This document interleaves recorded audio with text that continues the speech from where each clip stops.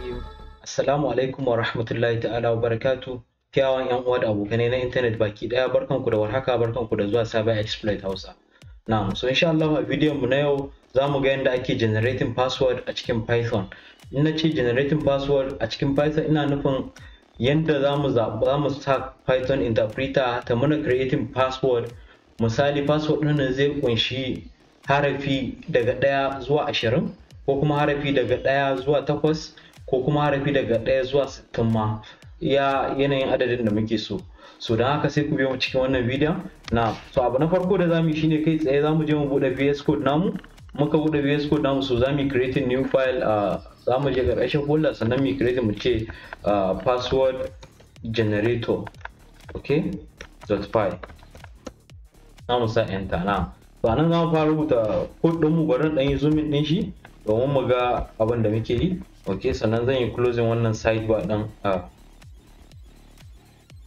Now, so abu na farko da muke bukata, muna bukatar random module. Za mu importing random module.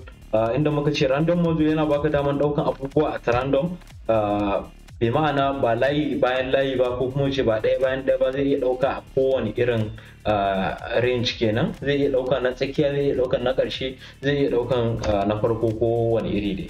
So wannan kenan, wannan shine random module. So za mu importing random module, sannan za mu declaring alphabet, inda muna so ya dauka mana password ne daga A zuwa Z. So A zuwa Z din nan zai iya kasancewa a capital letter ne, bi ma'ana zai iya kasancewa upper case ko kuma a lower case, okay, small letter kenan. So now zamu ce lower, zamu declare variable mu sa string, inda zai fara mana daga A B C D E F G H I J K L M N O P Q R S T U V W X Y Z. Okay, so wannan kenan game da lower. Sannan zamu declare upper, inda zamu rubuta nambobi kuma ce harfofi wanda suka fara daga A zuwa Z amma kuma a capital letter. So zamu ce A B C D E F G H I J K L M N O P Q R S T U V W X YZ. Okay,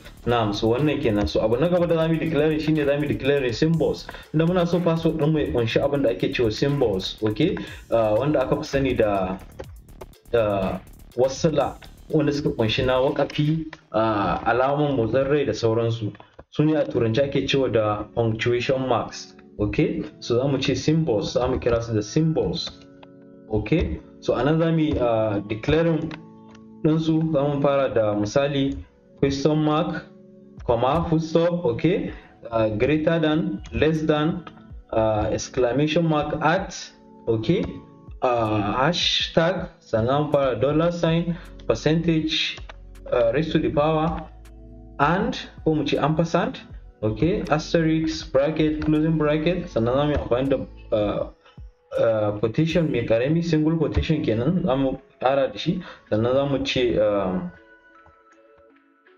column, semicolon, okay, da kuma menene na ƙarshe, pipe. Okay, so wannan su ne su kasance symbols da muke so mu amfani da su a cikin wannan password generator. Sannan da ƙarshe za mu yi declaring all, inda za mu yi adding duka wa'annan abubuwan. So za mu iya cewa misali duka, inda zai combine na upper case da lower case da kuma symbol. Zai iya daukan daya, ana ya dau daya, ana ya dau daya a can.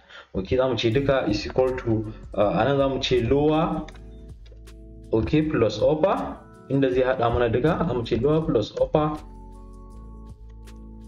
lower plus upper, okay, plus symbols.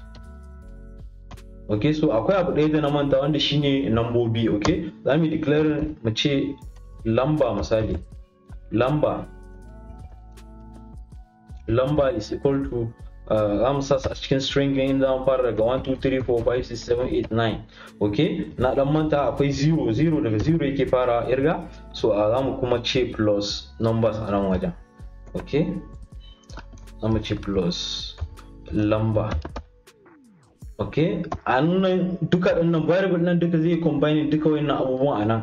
So za mu yi declaring abu na ƙarshe, ko mu ce abu na kusa da na ƙarshe, za mu kira shi da length, bi ma'ana tsawon password din nan muna so ya fara harafi ne daga 1 zuwa 8 ya dauka mana su at random, in kuma 20 ne muke so za mu fara dai da 8 mu gani. Za mu ce length ko kuma mu ce tsawo. Okay, tsawo is equal to misali mu ce 8, muna so ya mana ya haɗa mana password mai tsawon ko mu ce mai girman harafi kwaya 8. So da ƙarshe za mu ce password is equal to, okay, za mu ce string ko mu ce yes string dot join.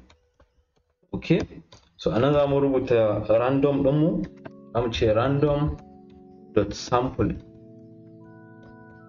Okay, mun tattauna game da random ɗin sosai. Mun ce akwai functions wanda suke ƙarƙashin random irin su random.randint, muna da su random.join, muna da su random.choices da sauransu. Okay, so nan sample za mu yi amfani da shi inda muke so ya haɗa mana duka. Okay, za mu ce dot sample. Okay, za mu buɗe bracket mu ce duka. Okay, duka kuma sannan mu ce tsawo.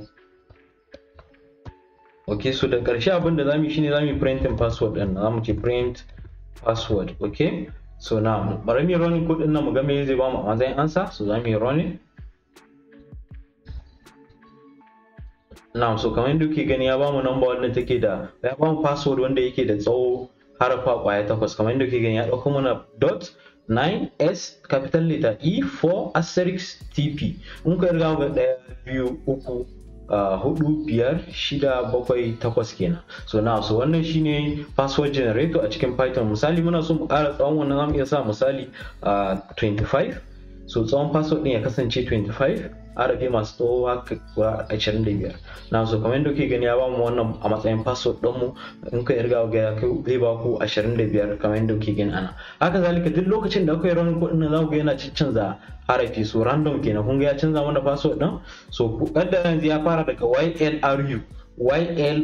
So bari mu ƙara running, za ku ga ya canza mana duk lokacin da kai running ya fara yanzu daga *5Y60 AL. So da mun ce YLRU ya fara da shi. So wannan kenan duk lokacin da kai running kudin zaka ya baka password randomly, zai hada daga wancan harfan da muka rubuta small letter da capital letter da symbols da kuma nambobi kamar yadda kuke gani. So now so wannan shine password generator a cikin Python. So insha Allah da wannan zamu kawo karshen wannan bidiyon. In kai sabo ne zuwa channel din mai albarka, muna roƙonka da kai like wannan bidiyon, sannan ku taɓa mana subscribe button, ku taɓa mana alamar ƙararrawa. Idan kun kasance tare da mu wannan channel mai albarka, muna roƙonku da ku like wannan bidiyon, sannan ku share din shi zuwa ga ƴan uwanku, abokananku domin su ma su amfana.